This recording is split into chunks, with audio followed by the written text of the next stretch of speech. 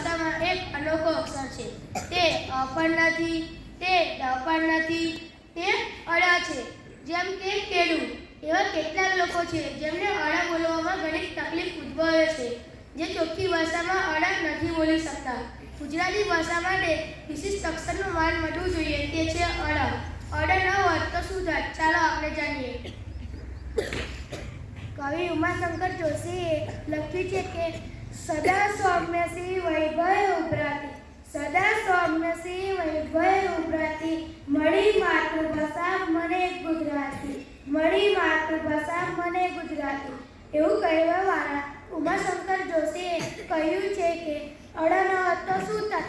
અડા ન હોત તો ગોળ ગળ્યો ન હોત, અડા ન હોત તો ગોળ ગળ્યો ન હોત, ને સગડું સળ વળતું ન હોત, ને સગડું સળ વળતું ન હોત. અડા ન હોત તો પડીએ નડ્યા ન હોત, અડા ન હોત તો પડીએ નડ્યા ન હોત, ને કાઢજે સોળ ન હોત, ને કાઢજે સોળ ન હોત. અડા ન હોત તો માળવે મળ્યા ના હોત, અડા ન હોત તો માળવે મળ્યા ના હોત, ને મેળે મેળાવડો ના હોત, ને મેળે મેળાવડો ના હોત.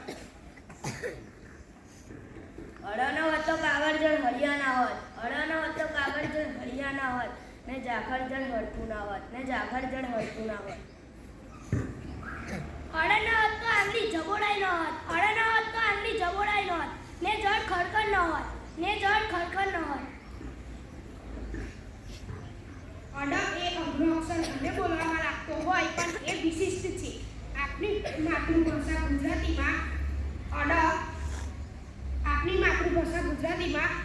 ગુજરાતીના મુગટ પરનું એક અનોખું છોકું છે. જો તમને અડ ન આવડતો હોય તો તમે જલ્દીથી શીખી જાઓ તે માટેની શુભકામના.